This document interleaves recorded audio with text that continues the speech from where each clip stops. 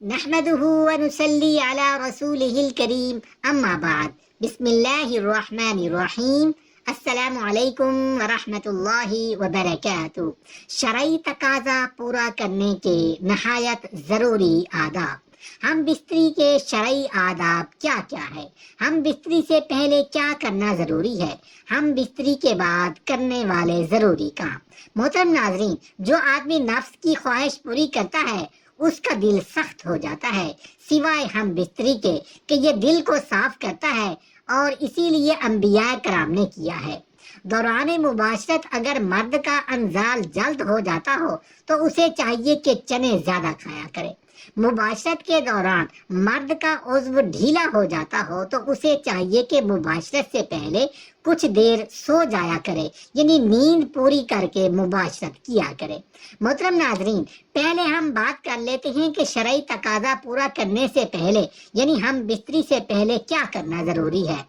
سمجھداری کا تقاضا یہی ہے کہ عورت کو چاہیے کہ دو الگ الگ مگر صاف کپڑے اپنے پاس، جب اس کا شوہر مجامعت سے فارغ ہو جائے تو ایک کپڑا اسے تھما دے جس سے وہ اپنی صفائی کر سکے، پھر عورت دوسرے کپڑے سے اپنی صفائی خود کرے۔ اگر ان کے پہنے ہوئے کپڑوں میں جنابت کا کوئی اثر نہ پہنچا ہو تو وہ ان کپڑوں میں نماز بھی پڑھ سکتی ہیں۔ محترم ناظرین، اسلام نے طہارت اور صفائی کے نظام کو جتنی اہمیت دی ہے شاید کسی مذہب نے دی ہو۔ اس طہارت کے نظام کو برقرار رکھنے کے لیے بوقت جمع عضو خاص کی صفائی کے لیے علیحدہ کپڑے کا انتظام موجود ہو، وہ اس لیے کہ اگر کسی اور کپڑے سے صفائی کی گئی تو خطرہ ہے کہ وہ گندگی سے آلود ہو اور جراثیمی چھوت عضو کو لگ کر گندگی اور آلودگی کا باعث بنے۔ اگر عضو کو صاف نہ کیا گیا تو غلاظت عضو پر لگی رہے گی، کیونکہ اس میں خاص رطوبات ہوتی ہیں جو کچھ عرصہ تک عضو پر چمٹی رہیں تو الرجی کا باعث بن سکتی ہیں۔ دوسری مرتبہ ہم بستری کرنے کے لیے ضروری ہے کہ عضو کو بالکل صاف کیا جائے۔ دوبارہ ہم بستری کرنا مقصود ہو تو عضو خاص کو دھو لیا جائے۔ مختلف اتباع کا کہنا ہے کہ ایسا کرنے سے عضو میں توانائی آتی ہے اور از سر نو چستی پیدا ہوتی ہے۔ دراصل ہم بستری سے قبل عضو مخصوص میں سختی نہ ہونا اس بات کی علامت ہے کہ عضو مخصوص میں دوران خون تو ہے لیکن صرف اس کی تندرستی برقرار رکھنے کے لیے، لیکن جب ہم بستری کا خیال پیدا ہوتا ہے تو خون بکثرت عضو مخصوص کی شریانوں میں پھیل کر اسے پھیلا دیتا ہے اور سخت کر دیتا ہے۔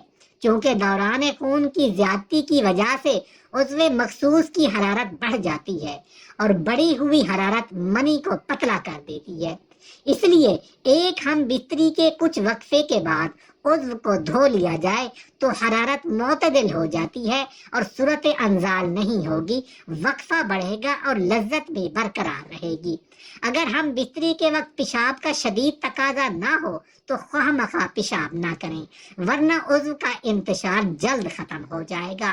مباشرت کا فطری طریقہ تو یہی ہے کہ عورت نیچے ہو اور مرد اوپر رہے، چنانچہ سارے حیوانات اسی فطری طریقہ پر عمل کرتے ہیں اور قرآن پاک میں بھی یہی طریقہ بیان کیا گیا ہے۔ اس کی صورت یہی ہو سکتی ہے کہ عورت چت لیٹے اور مرد کے اوپر لیٹے تو اس طرح مرد کے جسم سے عورت کا جسم ڈھک جائے گا۔ اسی طریقہ میں زیادہ راحت اور آسانی ہے، عورت کو بھی مشقت نہیں اٹھانا پڑتی، نیز اس تکرار حمل کے لیے یہ بھی طریقہ مفید ہے۔ شیخ اور رئیس کے نزدیک جماع کی تمام شکلوں میں بری شکل یہ ہے کہ عورت مرد کے اوپر ہو اور مرد نیچے چت لیٹا ہو، کیونکہ اس صورت میں منی مرد کے عضو میں باقی رہ کر متعفن ہو کر اذیت کا باعث ہوتی ہے۔ مختلف کتب احادیث سے ہمیں یہ معلوم ہوتا ہے کہ ہم بستری کرتے وقت اندھیرا یا مدھم روشنی ہونا درست ہے۔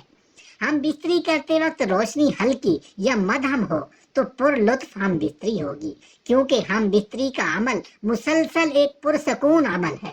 اس پر پرسکون عمل کے لیے پرسکون ماحول چاہیے اور وہ ماحول تیز روشنی میں یکسر ناممکن ہے۔ اس لیے ہم بستری کے عمل کو پر لطف اور کامیاب بنانے کے لیے ضروری ہے کہ یا تو بالکل اندھیرا کر دیا جائے یا مدھم روشنی کو اختیار کیا جانا چاہیے۔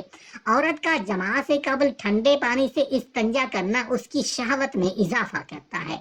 جماع سے قبل ٹھنڈے پانی سے استنجا کرنا انزال میں جلدی کا باعث ہوتا ہے۔ مزید برآں اس سے فرج میں تنگی اور لذت میں زیادتی ہوتی ہے۔ عورت جب جماع سے قبل پانی سے استنجا کرتی ہے تو یہ ہارمونز بہت کم ہو جاتا ہے، جس کی وجہ سے لذت جماع بڑھ جاتی ہے۔ عورت کی طاقت زیادہ اور انزال جلدی ہوتا ہے، جس کا فائدہ مرد کو پہنچتا ہے اور مرد بہت جلدی عورت پر قادر ہو جاتا ہے۔ عورت اس عمل سے بے شمار نفسیاتی امراض سے بچ جاتی ہے۔ جماع کے وقت عورت کے ایسٹروجن ہارمونز کی کارکردگی بہت زیادہ مؤثر ہوتی ہے۔ محترم ناظرین، اب ہم بات کر لیتے ہیں کہ شرعی تقاضا پورا کرنے کے بعد، یعنی ہم بستری کرنے کے بعد کیا کرنا ضروری ہے۔